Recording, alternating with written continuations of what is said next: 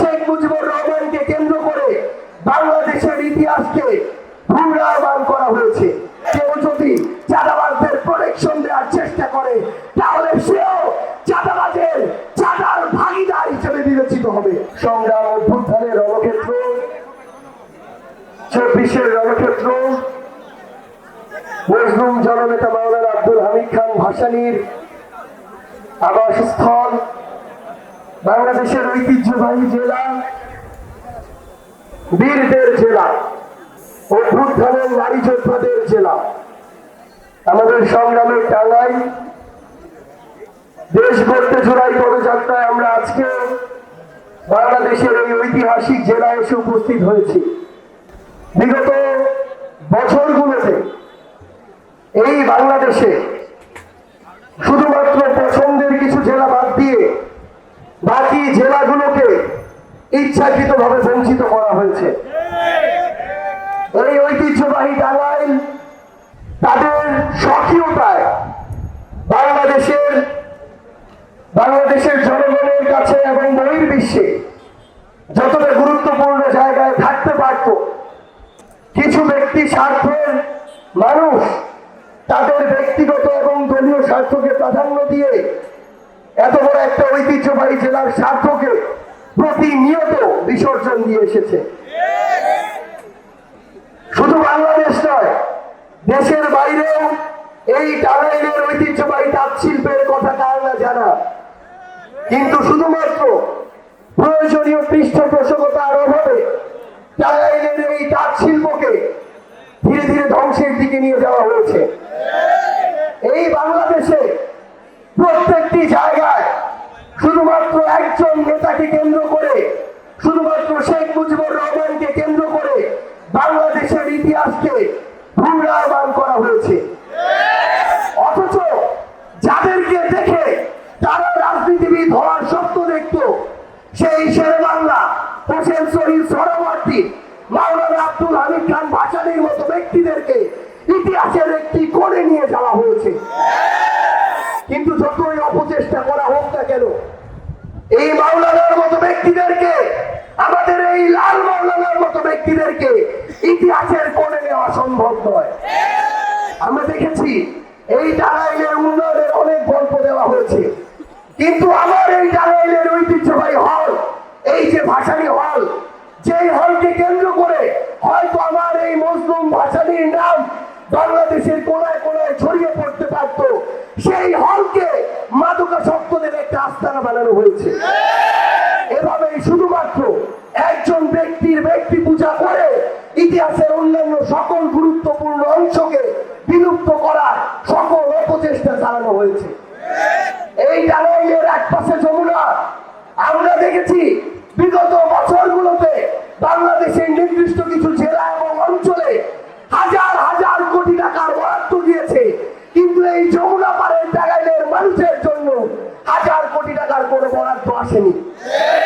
বরং যেটুকু এসেছে সেটুকুর অর্ধেকের বেশিও তাদের নেতা কর্মীরা লুটপাট করে খেয়েছে।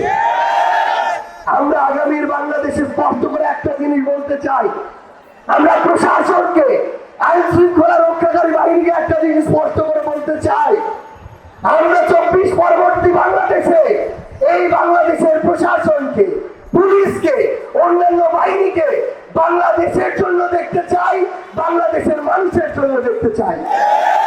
আমরা কোন দল, ব্যক্তি, গোষ্ঠীর জন্য আর প্রশাসনকে ব্যবহার হতে দেখতে চাই না। আমরা স্পষ্ট করে আরেকটা কথা বলি, আগামীর বাংলাদেশে আমরা মিডিয়াকেও কোন ব্যক্তি, গোষ্ঠী, দলের দালাল হিসেবে দেখতে চাই না। এই মিডিয়া যেন কোন ব্যক্তি বা দলের এজেন্ডা বাস্তবায়ন করার জন্য কাজে না লাগে। এই মিডিয়া যেন প্রপাগান্ডা বাস্তবায়ন সেলের অংশ হিসেবে কাজ না করে। 24-এর পূর্ববর্তী সময়ে কয়েকটি মিডিয়া অন্ধভাবে দলের দালালি করেছে। তাদের সংবাদ কর্মীরা আজকে তারা যে সেই চ্যানেলে কাজ করে সেটা বলতেও লজ্জা পায়। আমরা চাই না 24 পরবর্তী বাংলাদেশে কোন মিডিয়ার আর এই করুণ দশা হোক। আমার এই সংগ্রামী টাঙ্গাইলে আমরা আমাদের ভাই মানুষকে হারিয়েছি, কিন্তু এই সেই বিচারের জন্য প্রশাসনের পক্ষ থেকে আসামি ধরার যে তৎপরতা, সেই তৎপরতা আমরা লক্ষ্য করিনি। আমরা দেখছি এই টাঙ্গাইলের প্রশাসন কিংবা কিছু ব্যক্তি, কিছু গোষ্ঠী, কিছু দলের নেতা কর্মী এখন সেই বিচারিক প্রক্রিয়াকে সামনের দিকে অগ্রসর না করে বরং এগুলোকে নিয়ে মামলা বাণিজ্য শুরু করেছে। আমরা চিনে রাখছি তারা এই মামলা বাণিজ্য গুলো করছে ওই 5ই আগস্টের সময়, ওই অভ্যুত্থানকালীন সময়ে হয়তো খুনি হাসিনা ভয়তে খুব অল্প সময়ের মধ্যে পালিয়ে গিয়েছে।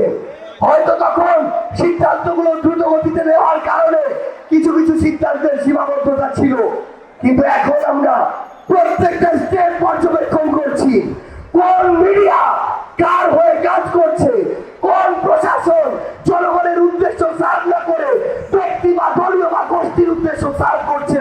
আমরা এর প্রত্যেকটা বিষয় পর্যবেক্ষণ করছি। আমরা স্পষ্ট করে আপনাদেরকে বলতে চাই, এই টাঙ্গাইলে, এই দূরের টাঙ্গাইল, রণক্ষেত্রের যোদ্ধাদের টাঙ্গাইল, এখানে আমরা আর চাঁদাবাজি দেখতে চাই না। আমাদের কাছে চাঁদাবাজির একটাই পরিচয়, সেটা হচ্ছে সে চাঁদাবাজ।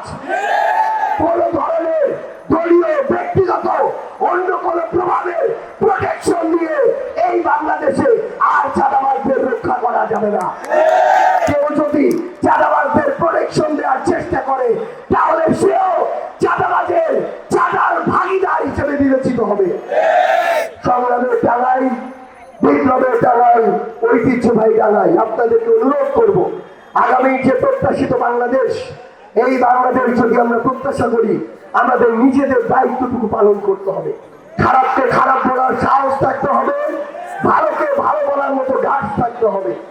আমরা যদি এটা করতে পারি তাহলে আর কোন চোর, বাটপার, যারা সিন্ডিকেট চালায়, মাদকের ব্যবসা করে, দুর্নীতি করে, চাঁদাবাজি করে, তারা আর আপনাদের আমাদের মাথার উপরে উঠে নাচতে পারবে না।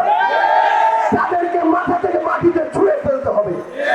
আপনাদের সাথে আমাদের আবারও দেখা হবে লড়াইয়ের রাজপথে অথবা বিজয়ে। ইনকিলাব জিন্দাবাদ, জাতীয় নাগরিক পার্টি এনসিপি জিন্দাবাদ, টাঙ্গাইল জিন্দাবাদ। ধন্যবাদ।